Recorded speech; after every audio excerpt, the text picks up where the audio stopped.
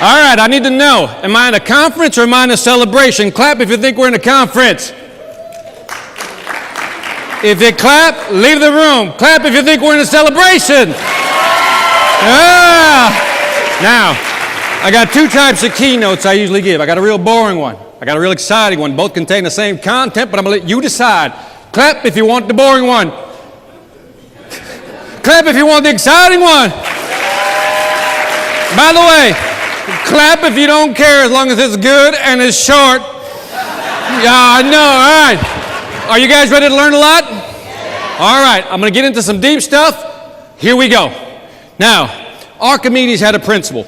He basically said, give me a long enough lever, a lever to stand and a place to stand, and I can lift the world. That's what he said. Here's what he meant in terms of selling.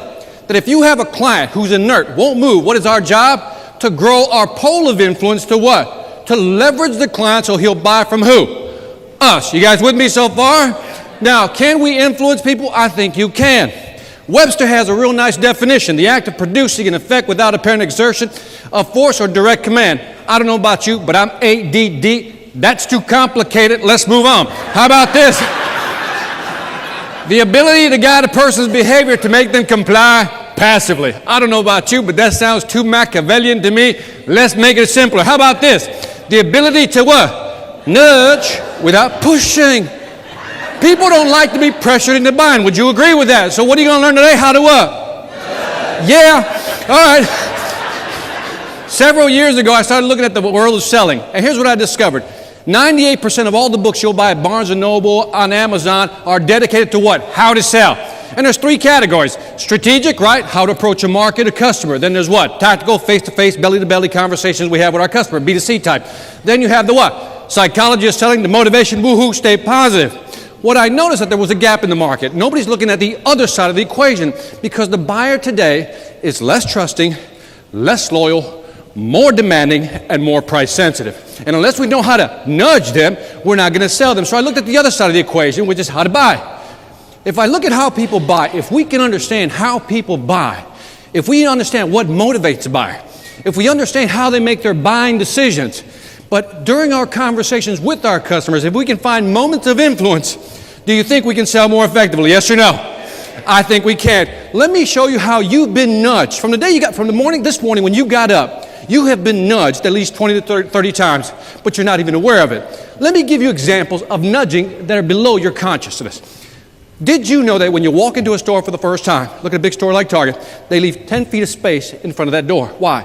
Studies have shown consumers need at least that much space to orient themselves before they decide which way to go. When most people walk in a store, did you know that they will walk to the what? Right, which means that the most valuable piece of real estate in any store is where? Off to the right. Did you know that consumers have a velocity? Did you know that if you have a narrow aisle, you will walk faster? If you have a wide aisle, you will actually slow down. Don't believe me? Next time you go to an anchor store like Macy's or Nordstrom, notice what happens when you walk past the what? Perfume section. It opens up. The jewelry section, it opens up. Did you also know that there's something called an interception rate? What is that? You ever have somebody come up to you in the store and go, can I help you find some? Well, here's the reason they're asking that question. By simply asking that question, studies have shown that your sales will go up 30%. Register that because that's why they're asking you. Do you believe that we're impulse buyers? Yes or no? Absolutely. Where do they put the milk? When you walk into a grocery store, where do they put the milk? All right, whoever said refrigerator, thank you for the obvious. Where do they put the milk? They put it in the what? In the back. Put the meat in the back. They put everything in the back. Why? Because they want you to what? Walk down the aisle. When you come back, you see some cookies, some donuts, and you like that. We're impulse buyers. Now, let me ask you a question. When it comes to options, what do you think most people would choose? When they look at this option right here, the big burger versus a small burger, studies have shown that most people will choose which burger? The small one. Apparently, some of you are real hungry right now. Most people will choose the what? Small one.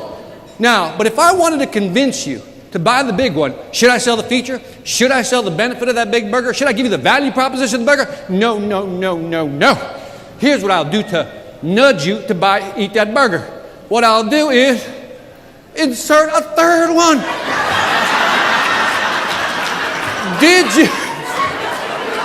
Listen carefully because this is important. When you only give a customer 2 options on your price list, they will always choose the cheapest one to mitigate their risk. But studies have shown that by simply giving 3 options, most people choose the one right in the middle. So from this day forward, how many options will you provide? 3. I had a lady ask me, Victor, what if I only have 2? I said, shut up, make up a 3rd one. I don't care, move on. When we talk about options, here's another study that was interesting done. Nudge. Now, you ever go to a restaurant, have great service, and typically we give it 15, 20%, right? Let's say 15% tip if it was great service. Studies have shown that by simply adding a mint, just the mint, tip rates go up 3.3%. Wow. 3.3. So you're thinking, well, what if I add another mint, Vic? Well, that's a good question. So when you add another mint, the studies showed it goes up 14.1%. Wow. I know some of you go, I never give more. Shut up, you do. But here's the real power tool. Here's the real power tool to maximize the tip. What they found is that they come to your table, thank you for coming here, really enjoyed your service. They put a mint on your tip, then they pretend to walk away. You know, because I really like you, here's a couple more. When they use that strategy, bam! 23%! Now there's 3 reasons why that happened. Why? Yell them out. What? It was acknowledgments. Again, a little self-security and security going on here. I need acknowledgement, Victor. That's what it is. It's personal, right? It made them feel special, but the big component there was, it was unexpected. Here's the acronym I want you to remember. UPS. It was unexpected, it was personal, and you make somebody feel special. You with me so far? Because that's what we do. When we do something unexpected, our likability index goes up. Now, Ellen Langer, Harvard psychologist, did an interesting study. She wanted to find out, could she get people to comply? So here's what Ellen Langer did. There were people lined up at copiers, and what she wanted to find out was that if I go butt in front of that line and says, hey, excuse me, I have 5 pages to copy, may I use the Xerox machine? How many people would actually say yes? What percentage do you think would allow somebody to cut in line? Yeah, 5. West Coast in the house? Kind of cheap. Wow, no, you can't get in line. I did this in Minnesota. They're like, I don't know, 80%. You know, so what percentage do you think? They're much nicer up there. All right, listen carefully. The percentage is 60% of the time people said what? Yes. Now, Ellen Langer wanted to test this even further. Could I increase that number or maybe decrease it? Well, maybe she says if I put a reason, because I'm in a rush. Number goes up or down? 94%, just because I'm in a rush. But then Ellen Langer wanted to see something. Is it because I'm in a rush? So she took out I'm in a rush and she inserted a non-value statement. Here's what it is. Because I have to make copies. Duh. Why else would you be at a copier but to make copies, right? Number goes up or down? The number goes 1%. Why? Because the word because is a compliance trigger. Now, you've been programmed. I do this all the time with customers. Fill this out, because, and no matter what I say, they'll start filling things out. Don't believe me? Try it at home. So what happens? Why is because a trigger? Because you've been programmed since you were small. Mommy, can I have a cookie? No. Why? Because. Can I go outside and play? No. Why? Because. Now, so in other words, by using the word because, we get people to what? Comply. Now, if you're a man and you're single in this room, I know what you're thinking. I got you. Here's what you're thinking, Victor. Are you saying what I think you're saying? Are you implying what I think you're implying? Are you telling me what I think you're telling me?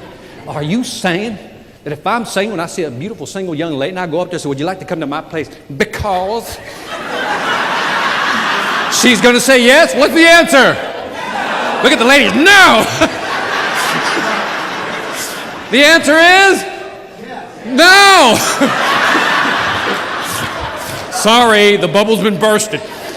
Here's why. Ellen Langer realized that the request has to be reasonable. She went up to 20 pages, and look what happened to the numbers. Went down from 60 to 24, and look at that. Because it has to be reasonable. So we're always being influenced and nudged. We're just not aware of it. So here's the conclusions. We're more susceptible to influence than we care to admit.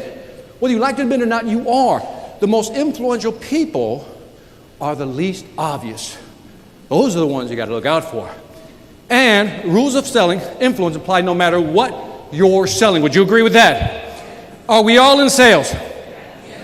Are we all in sales? Yes. Born and raised that way, right? When you're crying as a baby, when you're crying, you're bawling. Bawling's just another form of what? Selling, right?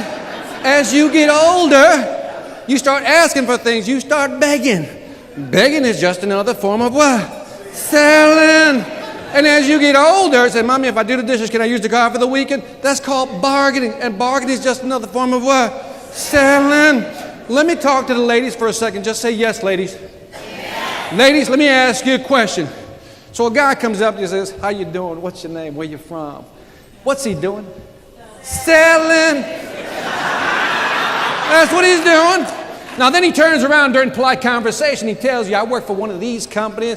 You know, I live over here. I got a bachelor's degree in this. I got a master's degree in that. Ladies, what is he doing? Selling. That's what he's doing, selling. And then he turns around and asks you, you know, what's your favorite song? What's your favorite music? And you say, I like a little R&B back in the day, Teddy Pendergrass, Bobby Womack. He says, so do I. Ladies, what is he doing? And then you tell him, he asks you, what type of movies do you like? And he says, I like romantic comedies. And he's like, shut up. So do I. Shut up. What is he doing, ladies? He's what? Fellas, let me ask you a question. It's real easy. You see a lady walking by, beautiful shoes, beautiful outfit, got the jewelry, makeup, hair did just right. What is she doing? No, that's marketing. Big difference. Big difference. All right.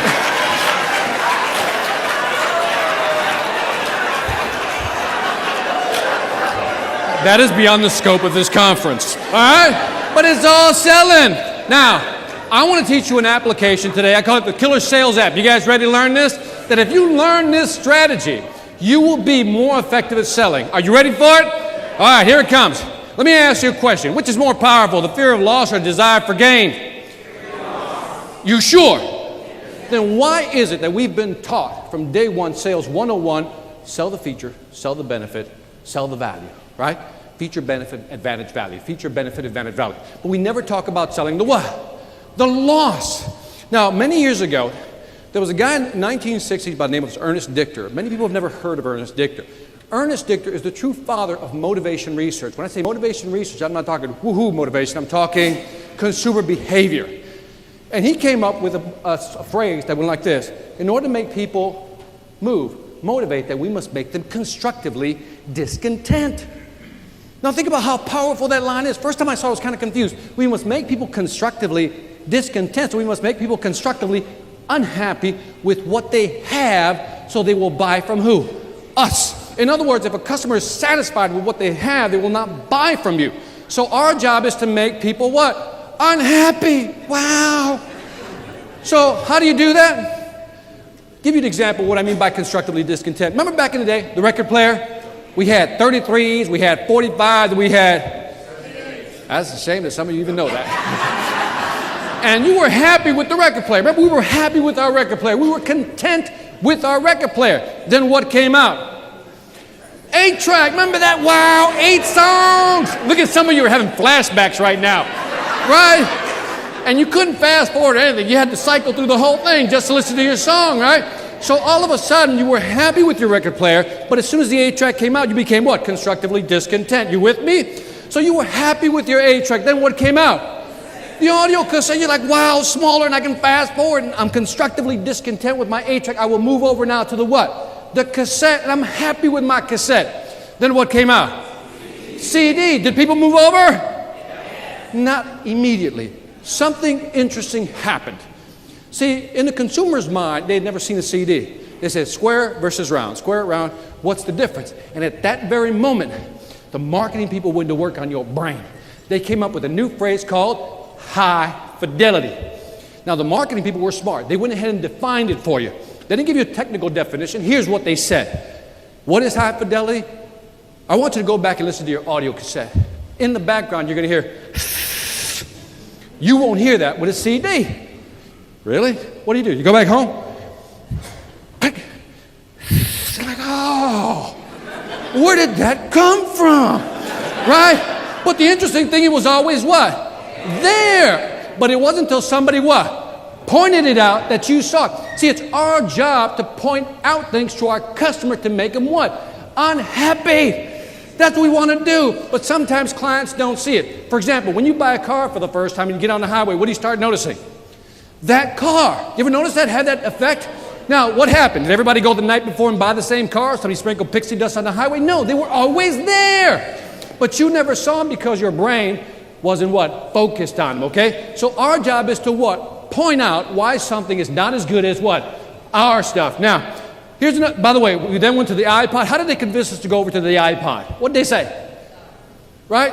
You don't have to storage. You can now carry 2,000 songs with you, on and on and on. Now we went to the what? So now we're discontent with the iPod, and now we went to the what? The iPhone. Now where do they want us to store our music? In the cloud. They keep nudging you along. So in other words, are you understanding what I'm saying? We have to sell the loss if we want people to move over. You with me? Let me give you a tangible example. So I have a UPS box, right? So post office is where I get my mail. I've been doing this for like 3 years. About a year ago, I walk in. Sally's behind the counter. Know Sally very well. And so I said, Sally, I noticed the small ones, and I never asked about the small ones. I said, I'm paying $220 a year. I like to pay, how much is a small one? She goes, $160, Victor. And at that point, she can read my face. Because what am I thinking? $60, that's about 10 to 12 lattes for me, right?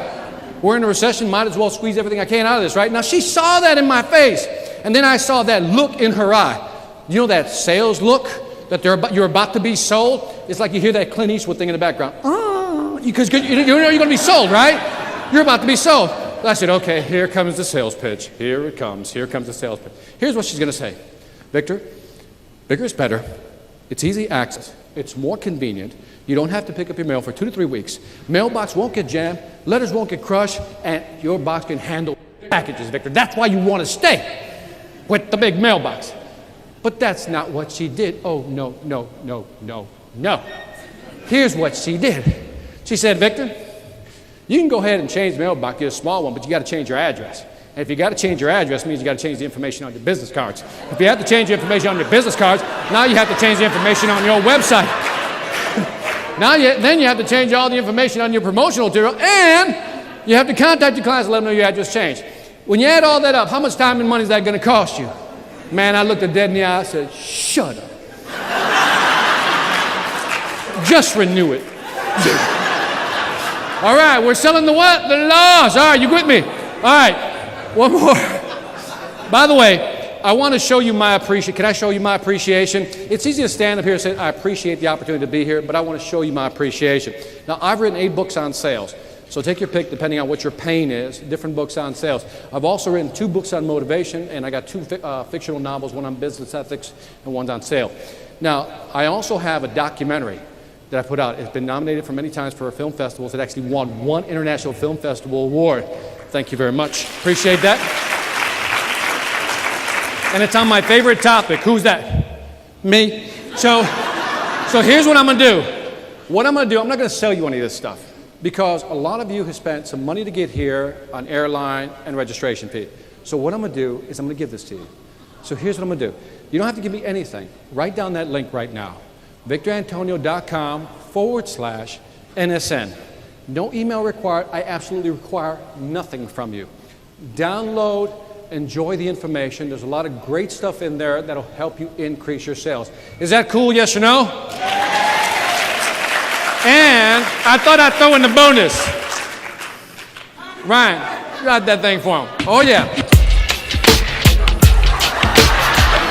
Oh, this is Victor Antonio with another sales and introduction. Coming at you live with my first sales rap, sales appeal. Oh yeah. Check it out. What you thinking? I sell in Victor, the you east, got it like that? I sell in the west. I sell to the world because So I'm the best. you get that too. Now you're wondering, why am I giving you all this stuff? One reason. Listen carefully. I need you to focus on what I'm about to say. There's only one reason I came here today. It's because I love you. All right, good enough. All right. Thank you, thank you. Some of you looked at me like, I don't know what to do with the love, Victor. Okay. All right. Now, I always get the questions of Victor. Victor, really, there's a big gap in your introduction, basically. How did you go from food stamps, government cheese, powdered milk, to president of sales and marketing of a $420 million company? What I'm about to do right now is share with you my 3 ingredients for my secret sauce. You guys ready for this? Now, I don't usually share this with just anybody, but I'm going to share it with you. Why? Because you got it. All right. All right, rule number 1. You ready to write down? Rule number 1 is you got to ask. You got to ask. Are you with me so far? Many years ago, I was driving with my wife. Now, I've been married 24 years. Give it up.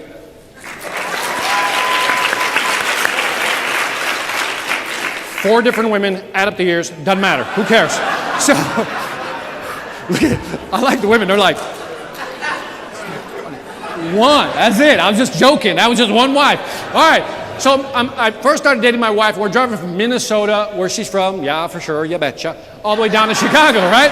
And so we're driving, and all of a sudden she looks over and she says, "Are you hungry?" And I'm driving. She says, "Are you hungry?" And I said, "No." And I keep driving. Yeah, some of you figured this out already. Within seconds, I feel like heat right here. I look over and she's staring at me like, I said, "What?" She says, "Nothing." And for 2 hours, this woman would not speak to me, right? And so what happened was, finally, for 2 hours, I said, "What did I do wrong?" She goes, "I asked you if I was hungry." I said, "I told you, if you were hungry." I said, "Well, I told you I wasn't." She goes, "Yeah, ladies, answer the question, but you didn't ask me." I said, "Well, why don't you say something, right?" Women, you gotta love them. See, because here's what a guy would have said. I said, "No." A guy would have said, "I don't care, pull over, we're getting something to eat." That's what a guy would say, right? So you gotta what? You gotta ask. Now, I gotta tell you a personal story, because sometimes in selling, we have a hard time asking for the order, the money. Are you with me so far? So about 10 years ago when I started speaking, I was doing a lot of free speeches, right? A friend of mine said to me, he said, "Victor, you should charge something." I said, "What should I charge?" We had a little discussion about it. After a while, we said, "Okay, next person who calls, we're gonna charge them $200 for a 45-minute keynote," right? Now, so I remember the Miami-Dade school system called me up and said, "Victor, we'd like you to speak to our students." I said, well, and I'm trying to get the number up. You ever have the number right here, but you just can't push it up? And then finally it comes out, right? $200 if you want me to speak at your high school, right? And so she said, "Let us think about it, we'll call you back." And I get off the phone thinking they're never gonna call back, right? A week later, they call back. $200, we'll pay it for an hour. Wow. Now, what happens when somebody starts paying you $200 repeatedly? You move, yeah, you're a capitalist just like me. So what I do, I took 200, I moved it up to 500. And guess what? They paid it.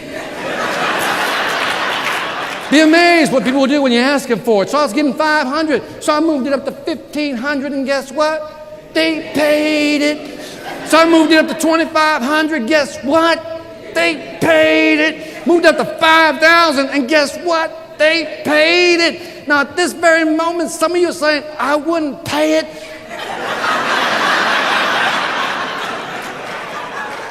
To you, I say, don't hate the player. Hate the game. Don't hate. That's all I'm saying.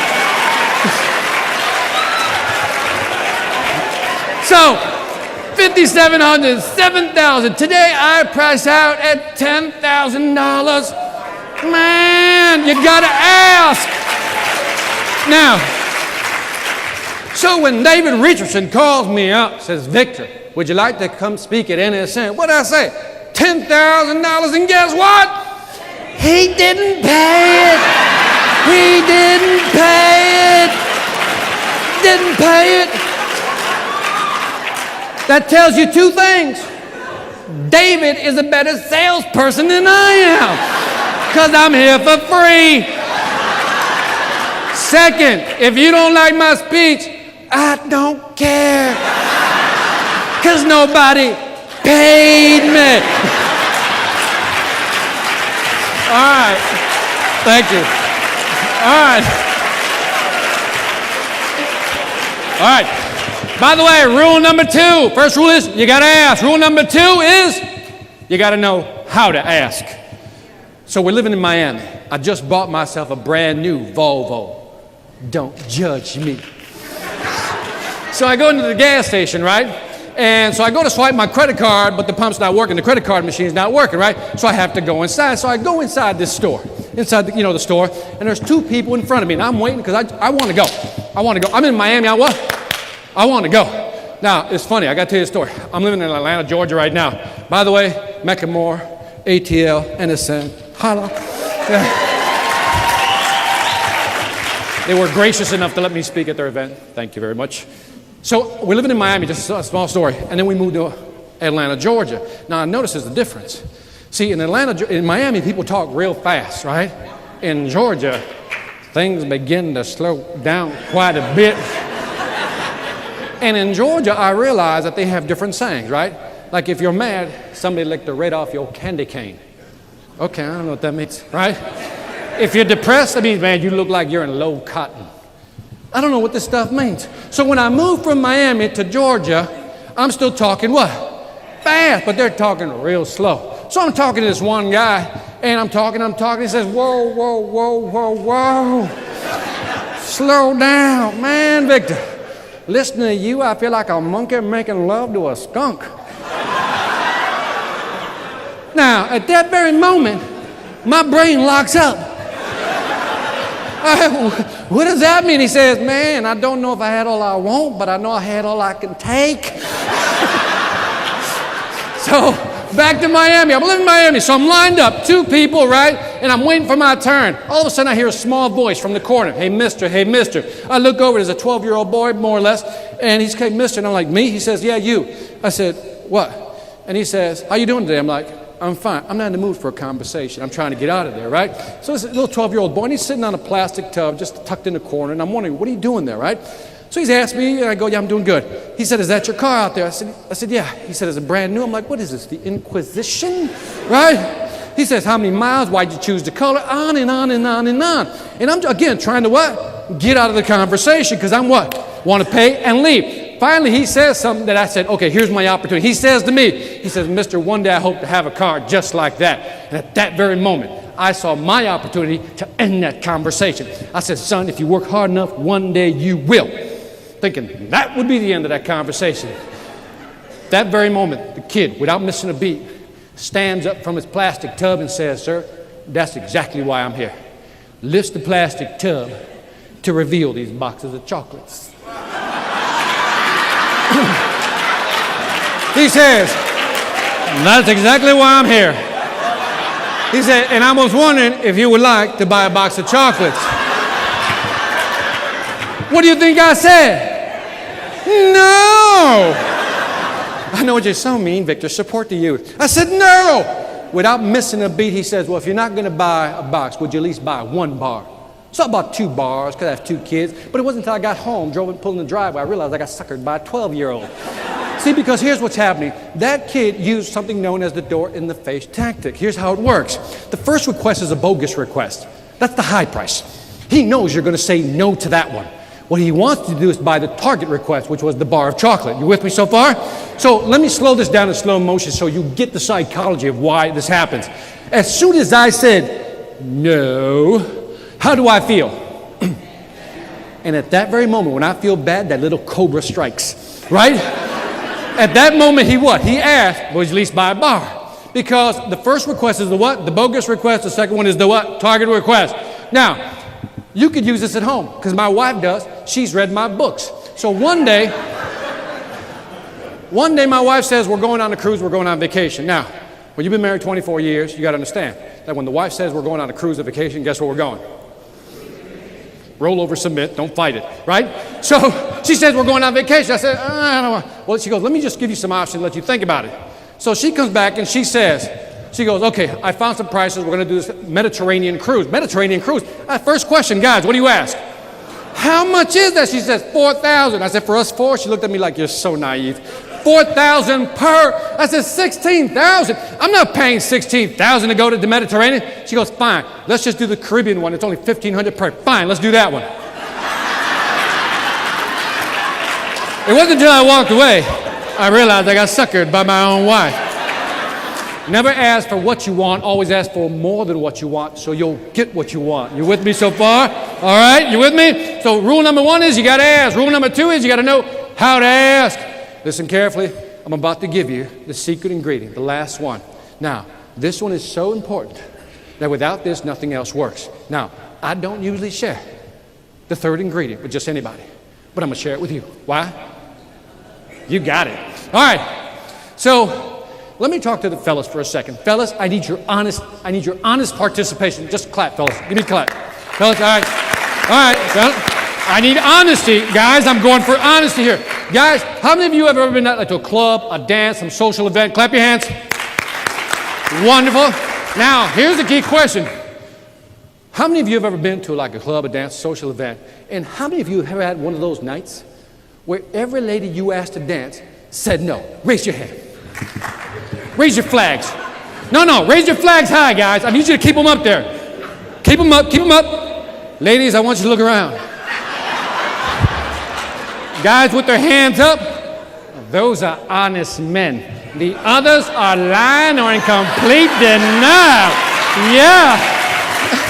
All right. So, I had one of those nights. Every lady I asked to dance said no. And man, I was feeling like somebody licked the red off my candy cane. I was in low cotton, man.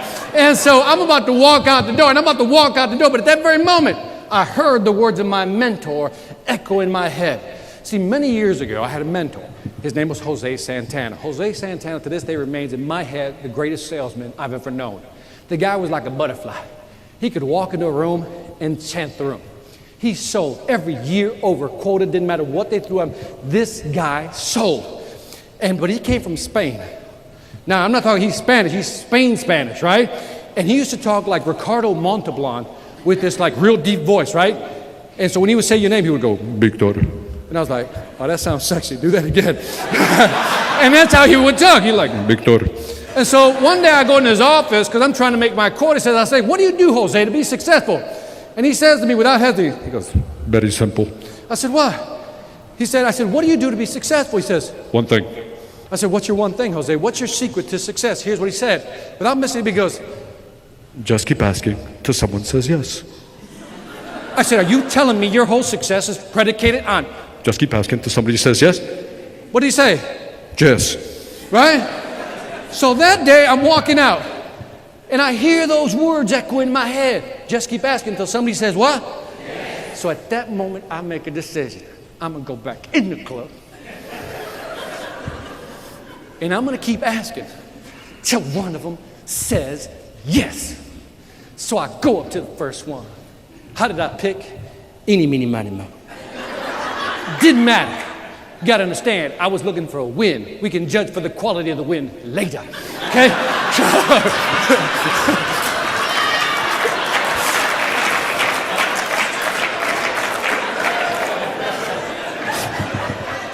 I can see I lost half the ladies in the audience now. So I go up to the first one, would you like to dance? She said no. I said next. Now, let me be clear before I really get in trouble with the ladies. I didn't say next out loud, okay? Up here, she said no. I said what? Next. Went to the second one. She said no. I said what? Third, fourth, fifth. She said what? No. I said next. Victor, just keep asking until someone says yes. So I went back, kept asking, and finally, number 14 says yes.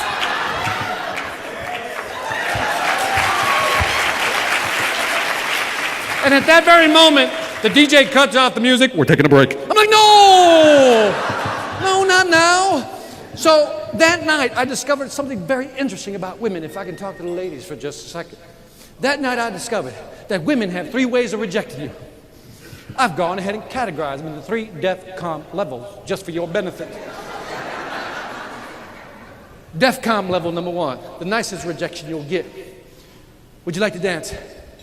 No, thank you. Not now. With my friends. Just got a drink. Maybe later. Look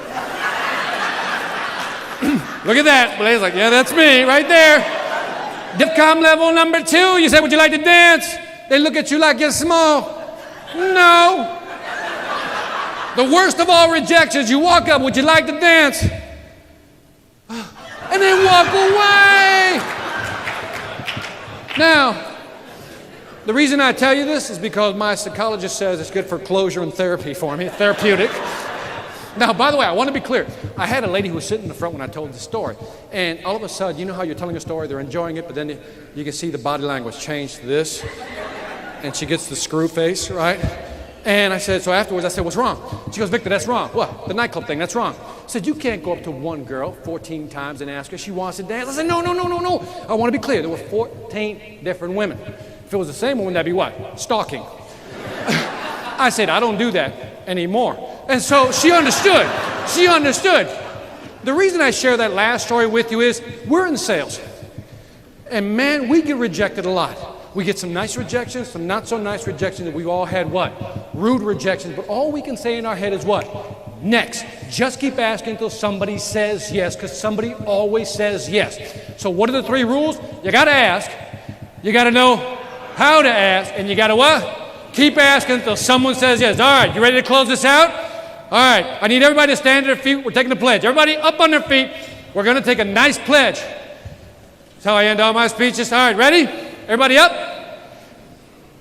Say what I say, do what I do. Fingers up in the air just like this. All right, you guys ready? Repeat after me. I pledge allegiance to my thing. All right. Put your fingers down for a second, but don't sit down. Don't sit down. Some of you going, is that Georgia thing? Did he say thing?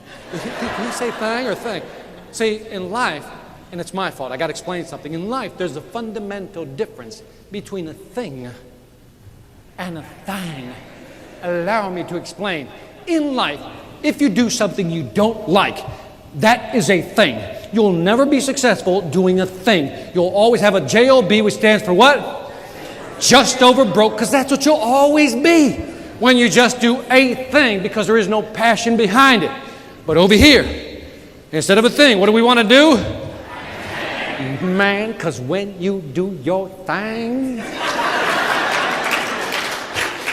beautiful things begin to happen. The law of attraction kicks in. It just works for you, and everybody in the room gets an MBA. And what does that stand for? Mega Bank Account. You with me? All right. Fingers back up. All right. I pledge allegiance to my thing. Man, look at your thing. Let it know you care. To my thing. I will rise above. Doing what I love. I will make that dough. Oh, I can tell you like that part. You're like, yeah. One more time. I will make that dough. Doing what I know.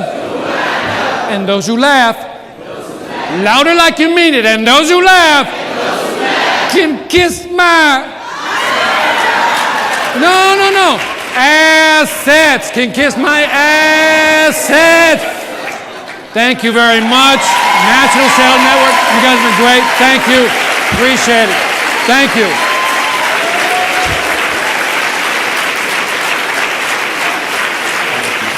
Thank you very much. Thank you.